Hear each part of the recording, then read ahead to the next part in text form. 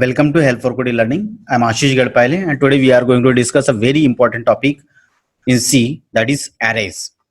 What is array? Array is a collection of similar type of data items referred by a common name and allocates contiguous memory location. Okay? और क्या करता है कि array क्या करता है कि array जो है एक similar type of data collection होता है. ठीक है, जिसमें मतलब अगर मैंने इंटीजर का अगर एरे क्रिएट किया तो मैं सिर्फ इंटीजर वैल्यू स्टोर कर सकता हूँ. मैंने अगर फ्लोट वैल्यू अगर एरे बनाया तो मैं सिर्फ उसमें फ्लोट ही वैल्यू स्टोर कर सकता हूँ. और ये कंटीजियस मेमोरी लोकेशन में अलोकेट करता है. और एरे जो है ऑलवेज स्टार्ट होता है 0 से और एंड होता है n-1 के साथ में. सो अगर हमको इंडस्ट्री पॉइंट ऑफ व्यू अगर मुझे डेफिनेशंस देखना है, जिसके लिए हमारे पास में एक नीड होती है उस डेफिनेशंस की, तो वो देखते हैं डेफिनेशन क्या है कि what is array.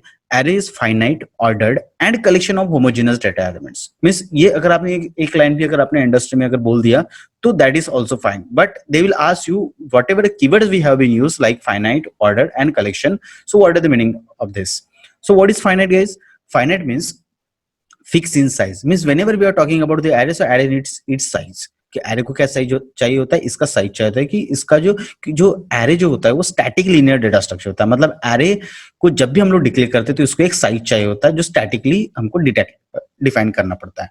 Then another feature is that is ordered. Array contains data orderly one after another manner in contiguous memory location. मतलब एरे का जो डेटा स्टोर रहता है वो वन आफ्टर अनदर मैनर में स्टोर रहता है. Okay. Then homogeneous means for same type of data, है ना. Like if you have created array of integer, so only integer value will be stored. If we have created array of float, so only floating value will be stored. So what is type of arrays? Arrays types are one dimensional array and two dimensional array. We can say also multi dimensional array. मतलब जितने dimension भी हम लोग increase करना चाहते हैं वो increase कर सकते हैं. Then what is one dimensional array? An array represents with single subscript variable is known as one dimensional array. जिसके पास में सिर्फ सिंगल सबस्क्रिप्ट वेरिएबल रहेगा उसको हम लोग क्या बोलते हैं? One dimensional array. So what is the syntax of this? First आपको क्या देना है? डेटा टाइप देना है. देन आपको array नेम देना है. देन आपको उसका साइज मेंशन करना है स्क्वायर ब्रैकेट के अंदर में. फॉर एग्जांपल एक इंट नाम का डेटा टाइप है, ARR नाम का उसका एरे का नेम है और हमने उसका साइज कर दिया 10. इसका मीनिंग क्या है? Here ARR can hold 10 integer values. अगर मैंने कैरेक्टर एरे क्रिएट किया तो नेम क्या कर रहा है? जो नेम नाम का जो वेरिएबल है कैन होल्ड 20 कैरेक्टर्स. ठीक है, तो ये हमारा जो है वन डायमेंशनल एरे है. Now let's we have a detailed discussion about the memory wise declaration of the array.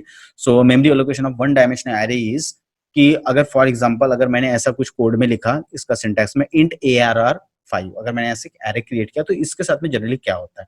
तो जैसे आपने ARR of 5 लिखा तो इसके साथ में क्या होता है कि ये 5 मेमोरी लोकेशन बनाएगा सबसे पहले, और ये जो 5 मेमोरी लोकेशन बनाएगा उस सबका एक एड्रेस रहेगा. फॉर एग्जांपल अगर पहले एलिमेंट का एड्रेस अगर 200 है तो नेक्स्ट एलिमेंट का एड्रेस क्या रहेगा? 202.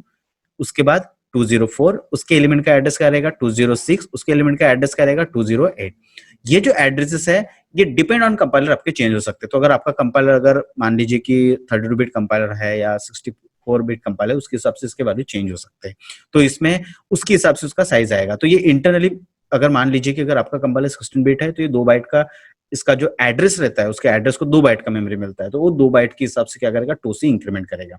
इसलिए अगर पहले एलिमेंट का एड्रेस अगर 200 है तो उसके नेक्स्ट एलिमेंट का एड्रेस 200. तो अगर आप 16 बिट या 32 बिट कंपाइलर करो उसके हिसाब से इसके एड्रेसेस के वैल्यू चेंज होते रहेंगे. बट एक कंटीन्यूअस मेमोरी लोकेशन में होने की वजह से क्या होता है कि अगर पहले एलिमेंट का एड्रेस अगर 200 है तो उसके नेक्स्ट एलिमेंट का एड्रेस क्या रहेगा? 202. उसके नेक्स्ट एलिमेंट का क्या रहेगा?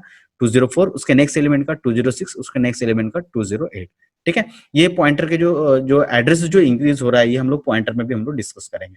इसका जो पहला जो एड्रेस होता है इसको हम लोग बेस एड्रेस बोलते हैं. तो इंटर का फेमस क्वेश्चन रहता है गाइस कि what is mean by base address? Base address is what कि एरे का फर्स्ट एलिमेंट का एड्रेस जो रहता है उसको हम लोग क्या बोलते हैं? Base address.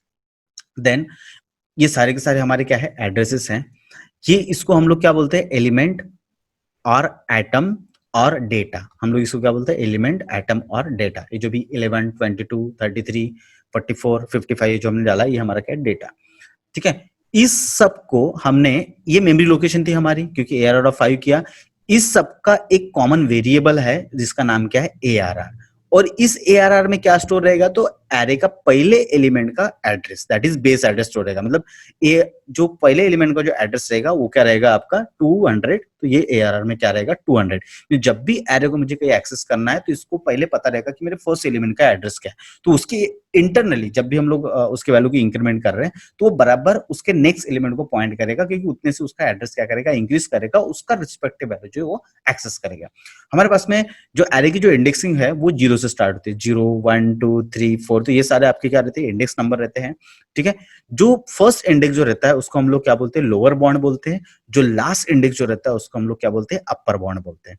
ठीक है, और जो मुझे एरे के एलिमेंट अगर एक्सेस करना है तो हम लोग उसको कैसे डिनोट करेंगे, ARR ऑफ 0 में 11 स्टोर किया, ARR 1 में हमने 22 स्टोर किया, ARR ऑफ 2 में हमने 33 को स्टोर किया, ARR ऑफ 3 में 44, ARR ऑफ 4 में हमने 55 स्टोर किया। इस तरीके से जो है हम वहां पे डेटा एक्सेस कर सकते हैं, डेटा प्रिंट कर सकते हैं, डेटा मॉडिफाई भी करना अगर है तो आपको इस तरह से डायरेक्ट डेटा आप एक्सेस कर सकते हो। ठीक है, मींस अगर आपको मान लीजिए कि मुझे अगर मैंने यूजर को बोला कि मुझे एरे के थर्ड नंबर पे जो डेटा है मुझे उसको प्रिंट करके बताइए, तो आप क्या लिखेंगे printf में ARR2, क्योंकि ARR2 किसको पॉइंट कर रहा है थर्ड नंबर के एलिमेंट को, तो आप डायरेक्ट उसको एक्सेस कर सकते हैं। So this is the memory allocation of one dimensional array.